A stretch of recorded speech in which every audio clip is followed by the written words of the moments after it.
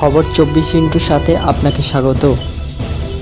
নতুন নতুন খবর জানার জন্য আমাদের চ্যানেলে চোখ রাখুন। রাজ্যে বাড়বাড়ন্ত ডেঙ্গির বিভিন্ন পুরসভাগুলি ইতিমধ্যে তৎপর হয়েছে ডেঙ্গি নিয়ন্ত্রণে। স্বাস্থ্য দপ্তর সূত্রে খবর, এর মধ্যে সব থেকে খারাপ অবস্থা মালদহ ও মুর্শিদাবাদে। পরিস্থিতি নিয়ন্ত্রণে আনতে রাজ্যের সবকটি পুরসভার চেয়ারম্যানদের নিয়ে উচ্চ পর্যায়ের বৈঠক ডাকলেন পুরমন্ত্রী ফিরহাদ হাকিম।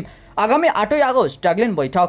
কলকাতা এবং রাজ্যের প্রতিটি জেলায় ডেঙ্গি পরিস্থিতি উদ্বেগজনক হয়ে উঠেছে। আগের বছরের তুলনায় চলতি মরশুমে যেহেতু দেরিতে বর্ষা এসেছে, সেই কারণে বিষয়টি চিন্তার কারণ হয়ে দাঁড়িয়েছে প্রশাসনের।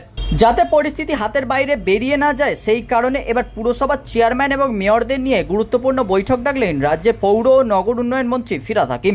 রাজ্যের মন্ত্রী এদিন বলেন, মশার আঁতুড়ঘরগুলি তৈরি করার জায়গা আগের তুলনায় অনেকটাই পরিবর্তন হয়েছে। ডিম এখন অন্য জায়গায় পারে, সে কারণে এই আঁতুড়ঘরগুলি ধ্বংস করা অত্যন্ত প্রয়োজনীয়। কিভাবে ডেঙ্গি মোকাবিলায় কাজ করতে হবে এবং কোথায় মূলত গুরুত্ব দিতে হবে, সেই বিষয়টি নিয়ে আলোচনা করতে এই বৈঠক ডাকা হয়েছে বলে সূত্রের খবর। তবে শুধু মালদহ মুর্শিদাবাদ নয়, ডেঙ্গি পরিস্থিতির চিন্তা বাড়াচ্ছে উত্তর 24 পরগনা এবং দক্ষিণ 24 পরগনাও। পুরো এলাকাগুলি ডেঙ্গিতে কাবু হতে চলেছে। এই কারণে এই বৈঠক দেখে মূলত স্বাস্থ্য বিশেষজ্ঞ এবং চিকিৎসকদের উপস্থিতিতে ডেঙ্গি মোকাবিলার পাঠ দেওয়া হবে বলে মন্ত্রী জানিয়েছেন। ব্যুরো রিপোর্ট, খবর 24/7।